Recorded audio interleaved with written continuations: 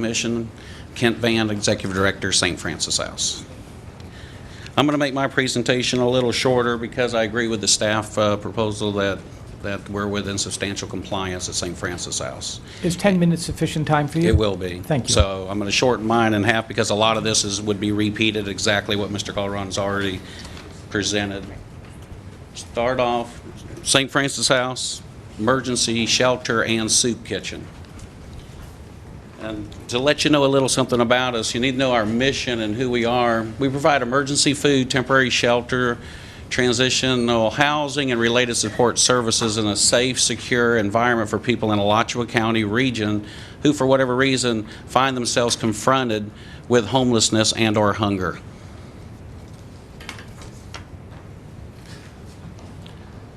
But what is St. Francis House? It's a temporary emergency shelter with 35 beds. We provide accommodations for families with children, single men and single women in a safe, secure environment. St. Francis House is open 24 hours a day, every day, and currently includes a staff of 13 and a volunteer board of directors of 11. In addition to housing, St. Francis House is a food distribution center and open daily for lunch from 10:30 to 12:50.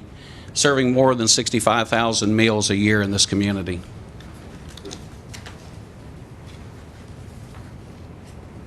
Some of the programs that we offer at St. Francis House is case management, employment services, food distribution, homeward bound program, housing, temporary, transitional, and permanent supportive housing for single men and women. We have a pet care program for veterinarian services for the low income and for the homeless. We have a family night for counseling, game skills, and different activities that can make the families feel more safe, secure, and maybe get some of the additional skills that we're not able to offer there. We have internships we offer, and then we have volunteer, whether it's goodwill, people coming in for just out of the kindness of their hearts. We have student volunteers, community service volunteers, and we have court-ordered volunteers.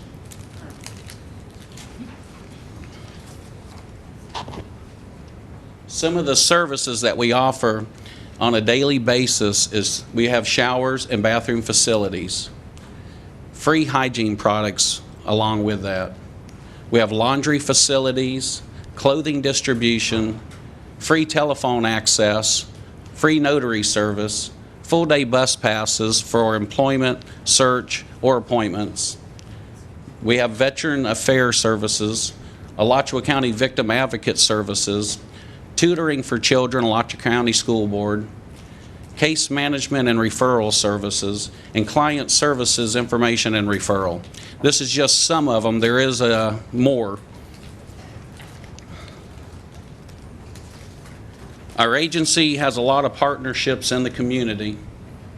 And first, we're a part of the Alachua County Coalition for the Homeless and Hungry, so every agency that's part of that is what we're part of. The United Way, all the agencies that are part of the United Way is what we're part of.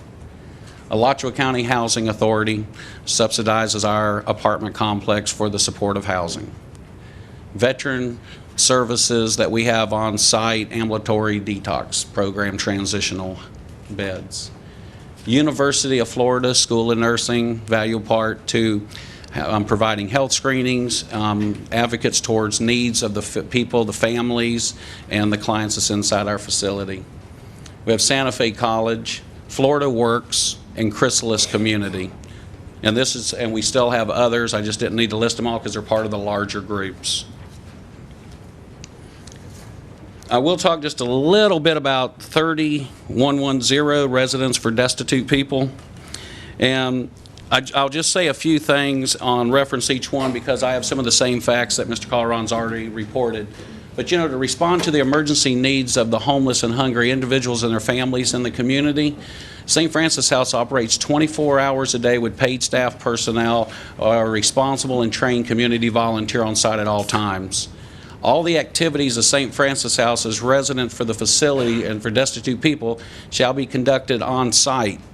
The serving and the site and administrative offices are all located at 413 South Main Street in Gainesville.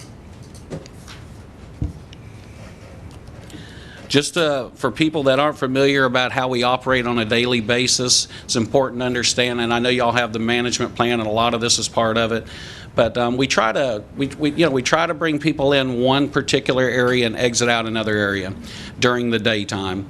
So everyone that comes in off of Main Street will come down 4th Place between us and the fire department and exit in that direction, or enter in that direction, and a lot of them exit out that direction of our facility.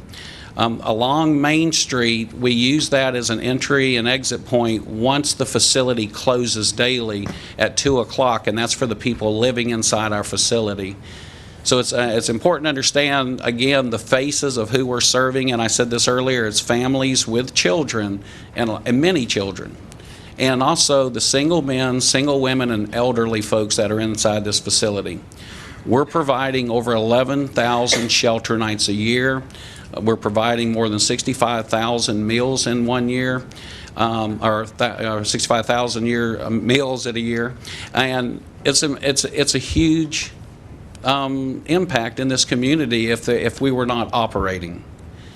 So I just need to, I'm not going to, the rest of the facts on here is what Mr. Calderon about a substantial compliance for each of those items. I have the same thing listed, and I agree with the staff the city staff that you should approve the renewal for the permits, both permits.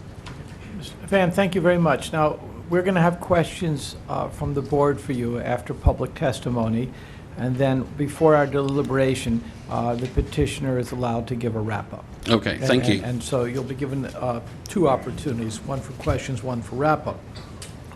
This is not the time for questions, but while you're there, is there any clarification question we need from the board? Otherwise, we'll move on. Seeing no lights, we're going to move on now to the public testimony. The way I've asked the clerk to, the clerk will call out the names from those who have turned in the green cards. Now, what about, you also, Madam Clerk, have the list of the yellow pad if we... Correct, they are on the green cards also. Okay, so you have all that there. I do. She's going to call out your name, and then come up, and we'll set the timer for 3 minutes. If you need more